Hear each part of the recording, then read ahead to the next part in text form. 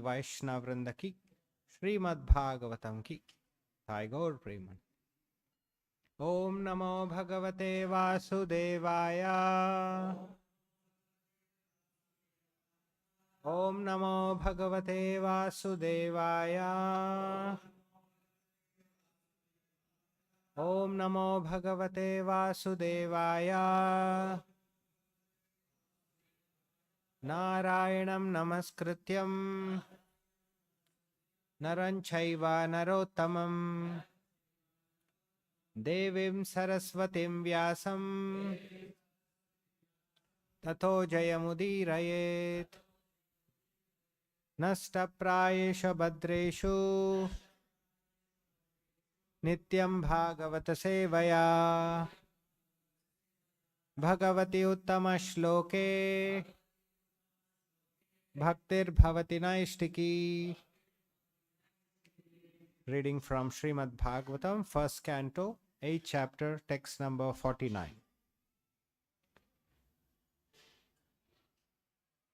Bala Dvija Sahrat Mitra Bala Dvija Sahran Mitra Pitra Bhartra Guru Druhu Pitra Bhartra Guru Druhu Na Me Syat Nirayat Moksha Namesyan Nirayan Moksha Hi Api Varsha Ayuta Ayutaha Hi Api Varsha Ayuta Yutai Bala Dvija Sahran Mitra Pitra Bharta Guru Druhu Namesyan Nirayan Moksho Hi Api Varsha Yuta Yutai Bala Dvija Sahran Mitra Pitra Bharta Guru Druhu Namesyan Nirayan Moksho Hi Api Varsha Yuta Yutai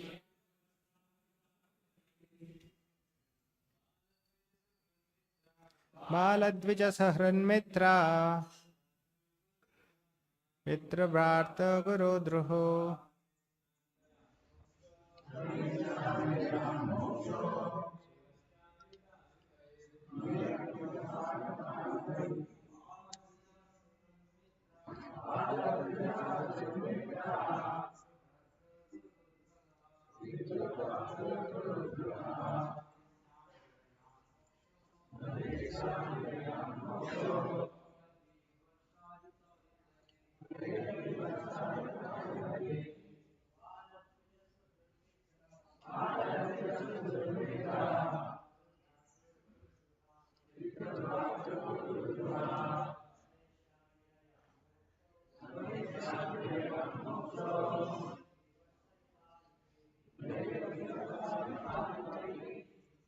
Synonyms: Bala, boys; Dvija, the twice born; Sahrat, well-wishers; Mitra, friends; Pitra, parents; Bhratra, brothers; Guru, preceptors; Druhu, one who has killed; Na, never; Me, my; Syat, there shall be; Nirayata, Nirayat, from hell; Moksha, liberation; He, certainly; Api, although; Varsha, years; Ayuta, millions, ayutai being added. Translation and purport by His Divine Grace, A.C. Bhaktivedanta Swami Vishwaguru Srila Prabhupada Ki. Translation.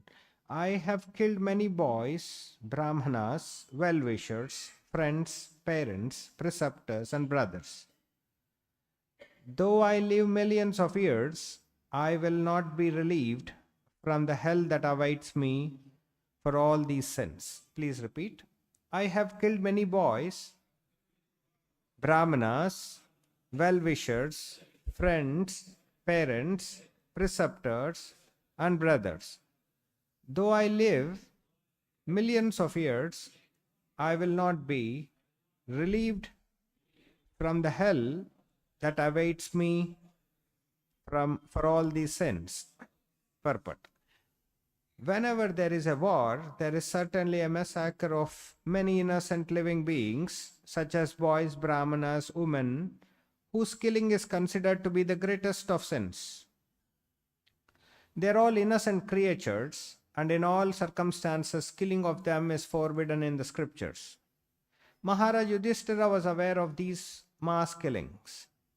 Similarly, there were friends, parents, and preceptors also on both sides, and all of them were killed.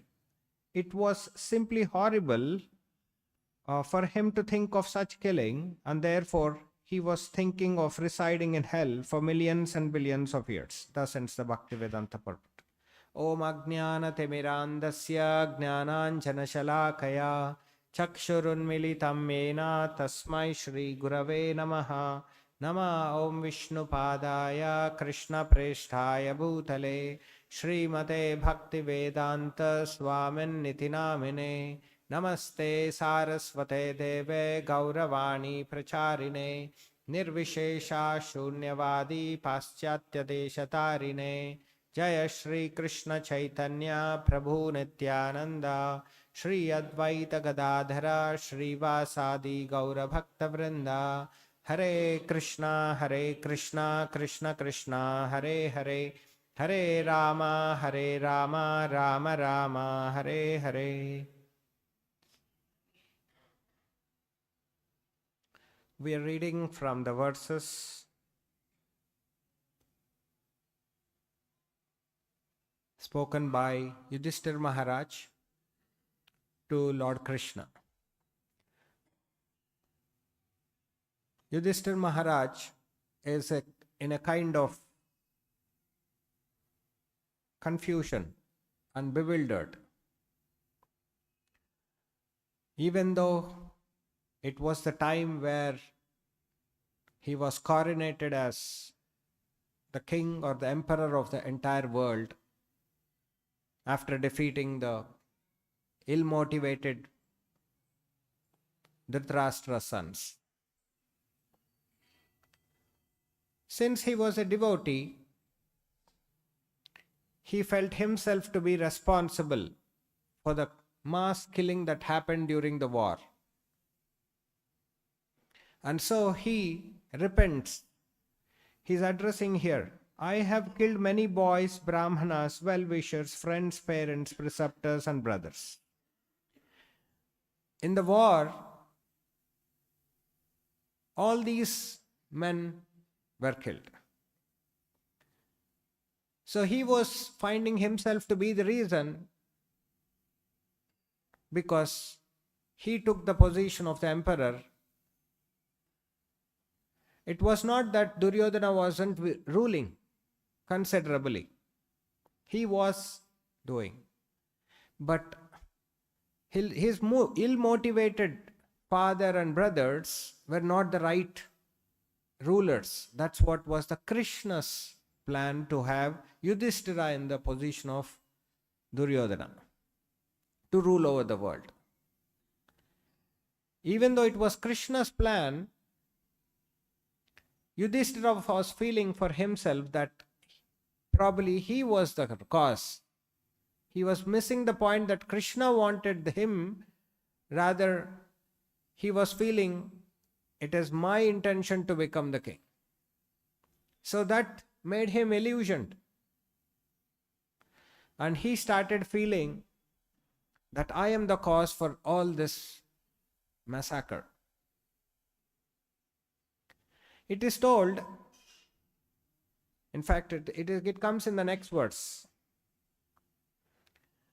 There is no sin for the king who kills for the right cause, who is engaged in maintaining his citizens. But this injunction is not applicable to me. Actually, a king can kill to set the society into right order. He has all the means, and he has all the right, and there is no sin for it, because he is doing it as part of the protection of the welfare or the dharma of the society. But he was feeling it is not for me. That was the reason that he came into the center. He wasn't thinking that it was Krishna's plan that I have been coronated or I have won this. Even for great devotees like Krishna, Yudhishthira, they feel sometimes illusioned like this. We can very much correlate this incident of Yudhishthira with the incident that Arjuna had just before the war. This incident was after the war. He is now feeling, oh, I have for my sake. Similar was the case when Arjuna was feeling. That was just before the war. He was in similar lines he was feeling. Will not sin come upon us? Will not the great teachers whom if I kill will be a problem to me or the society? Very similar arguments were there. We must know Pandavas are eternal associates, eternal devotees of Lord Krishna. If they were being put into the illusion of this kind, there should be a better plan of the Lord. We know for that reason that Arjuna was put into illusion, great Bhagavad Gita was spoken. And now, for Yudhishthira being put into this position, we will see in the next chapter, great Bhishma's prayers come into picture. So for every reason, especially in terms of the pure devotees, even getting illusioned, or per se, if they are into some circumstances favorable or unfavorable, there is definitely a plan of the Lord. So we should know how Yudhishthira is feeling. From a devotee's perspective, we see in the first, end of the first chapter of Bhagavad Gita, Prabhupada writes, it was not due to the cowardness or the incapability of Arjuna that he is not wanting to fight. It was for the reason because he was soft-hearted, he was devoted, he was compassionate. That made him not wanting to fight. Rather, people otherwise may think it was his inability to match up to the situation of the fight. No, it was due to the soft-heartedness. So actually the soft-heartedness and the compassion that a devotee has is the qualification to become a devotee. Prabhupada very exemplifies there, saying this is one of the quality. Never mind he was a great warrior, but compassion is the quality of a devotee. Not everybody may have. So similarly, in the same lines, Yudhishthira is feeling, oh, I have been now coronated, I am the king or emperor for the old world, but at what cost has it come? In the previous verse also, he laments. He addresses to Lord, "O my Lord, I am the most sinful man. Just see my heart, which is full of ignorance. This body, which is ultimately meant for others, has killed many, many phalanxes of men." He was thinking, this body that you have given me is for the ultimate benefit of others, but I have killed many. So this is the kind of illusion or a kind of bewilderment that Krishna in fact want him to get into. But it also shows his soft-heartedness and the compassion towards the mass killing that happened during the 18 days of the war. One more significance that we can understand from this very good words that Yudhishthira is mentioning certain category of people. Bala, Dvija, Sahran, Mitra. Bala means boys, Dvija, twice born, Sahran, well-wishers, Mitra, friends. He is referring to these four, and then the next also, Pitra, Brata, brothers, preceptors, Guru. We know his Guru was there, Dronacharya, then Pitra, grandfather, parents or grandfathers, Bhishma and so forth. And there were boys considered to be the sons of the Duryodhana and so forth. They were also kind of considered to be boys because they are cousins and their children are also boys. So he was referring to all of them, that entire family dynasty was killed. So he was feeling that these boys or the brāhmaṇas have to be especially taken care, whom I have killed.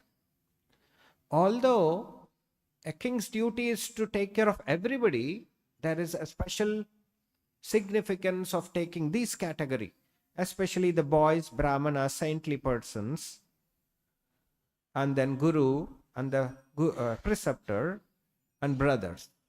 So there is a special mention for taking care of them. Shri Radha Govinda ki.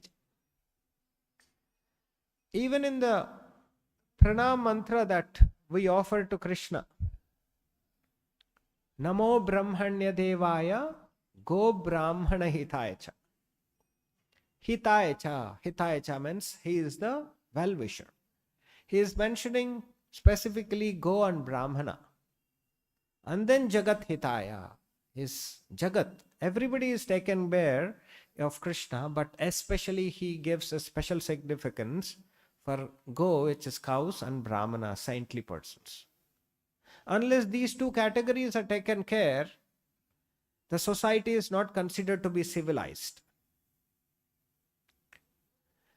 Taking care of these, especially the cows and the brāhmanas, are the well-wisher signs in the society. We all know cows to be the mothers, one of the mothers. We all grow up having the products of the cows. It's called a miracle food, milk. And there are many products that come out of milk. So unless the society appreciates the indebtedness of what we get from cows and brāhmanas, they will not be in a sane manner. They may not conduct themselves in a sane manner. There's a very nice analogy that Prabhupada brings in. We are not just indebted to some category. There are many people we are indebted to. Here we are, even though he is specially mentioning few categories, Bala, Dvija, Sahran, Mitra, but there are many people in the society, especially Prabhupada mentions these three of them: children, saintly persons, women, and cow. They are considered to be innocent and they have to be given special protection. And now we see, having not known of these values, people all the more exploit. We have seen cows being utilized for their good, and when it is old, they even dare to kill it for the meat. So it is a greatest sinful activity. And we know how women are being exploited, and then the saintly persons. There is no proper care of them that the society should be giving them. So these are some of the consequences which Yudhishthira is feeling. Because a devotee like Yudhishthira is well within the purview of Lord. And Lord's desires very much coincide with devotee's desire. That's why he is mentioning these categories. And now, when we say Dvija, Dvija means twice born. One is the birth that our father and mother give us, and the second birth is given by spiritual master and the scriptures. So although many categories may be called Dvijas, like Kshatriyas, Vaishyas, but a saintly person, a brāhmaṇa, are called Dvijasreshta, best of Dvijas, because they take the main aspect of educating the society. Education has become a more of a formality than to actually develop the values in a person. Unless otherwise, the education is in terms of scriptures, it will only help probably to get a better pay rather to get. But otherwise, education was meant for getting a better value of the society, human society. We know education starts at the age of 3 or 4 or 5, and the values that we have to know is the first education is that Chanakya Pandit says, to see all other women except wife as mothers. All others' property, belongings except theirs to be pebbles on the road. And all the living beings are part and parcels of Lord. This is the first education. Unless this is given, their education may be a lot of degrees in their visiting cards, but that will not help get the values that a person or a human being is supposed to have. So, and with this education, when we say, is especially for human beings. We're all indebted to so many things like Devarshis, Bhutapta, Ninam, Pitranam. We have heard that words. But especially we are indebted to the spiritual master, who has given this sublime knowledge. So Prabhupada says, there is no indebtedness for cats, dogs, pigs, plants. No. They are not indebted to anybody, although they are living entities. We are indebted to everybody, starting with rising of sun that our day starts with. And in the evening, we see a moonshine, that also we are indebted. Starting from day to day end, we are indebted to everybody.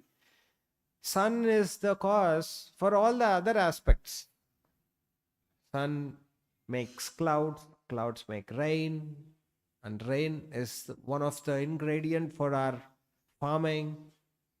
Unless otherwise we can't survive. There are many people we are indebted to.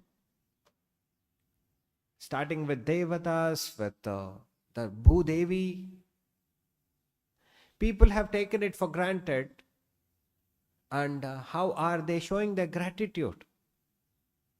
Unless otherwise these aspects are known, this education is given, there will not be a true human being for which they have got this human form, which is very rare.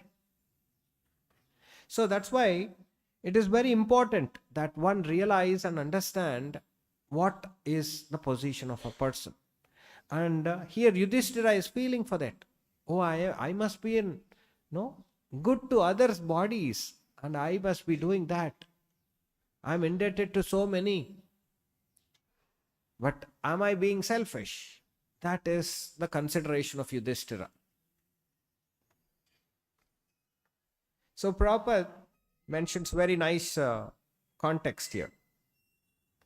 When we say sun is one of the greatest indebted we are, for whom which we are most indebted, it gives clouds, and clouds are compared, one is very munificent. For one who is very munificent is compared to a cloud, because cloud does not discriminate. Should I pour on the ground that is ready for farming or fertile, or should I pour on the mountains, or should I pour on the rivers and oceans? It is not necessary, right? Rain isn't necessary, but it pours everywhere, irrespective of it is required or not. Similarly, saintly persons like Srila Prabhupada and all the predecessor acharyas, they're compared to clouds. We in fact sing this every morning, the first prayer, glorifying Radha Krishna with the glorification of Guru and Acharyas. Samsara dhava nalalida loka tranaya karunya ghana ghanatva. People are in the samsara. Nalalida loka, they are inflicted. But what can cause them to come out? Ghana ghanatvam, cloud-like mercy from acharyas. Unless this cloud of mercy from acharyas come, we will not be able to come out of this complexities of the material world. People are enamored by so many me and mine. Concept of me and mine is much prevalent rather than Krishna and Krishnas. The whole teaching of Bhagavad Gita is to bring about a change from what me and mine to Krishna and Krishnas. That is possible only by this cloud of mercy that acharyas can pour onto us. Unless this knowledge is given, we will be over and again inflicted with the causes that come about that we do with ignorance. There are many kinds of ignorance, many flavors of ignorance people are getting into because of the so-called education that people have. That's why people, unless they have somehow or other get this knowledge, otherwise they are sure for getting doomed again and again. So Prabhupada gave us a very good society for all of us to help each other and grow in spirituality. This is a great movement that Prabhupada made, and it spreads out mercy. It spreads out mercy in the form of Lord's holy name, Lord's teachings through Bhagavad Gita, Lord's pastimes through Srimad Bhagavatam. Innumerable ways acharyas have devised means for bringing out the ignorant souls. So it's a great opportunity for all of us to have this great mercy, and we should know how we have to be utilizing them to the best of capacities. And one more very similar aspect, I would want to do that, then finish.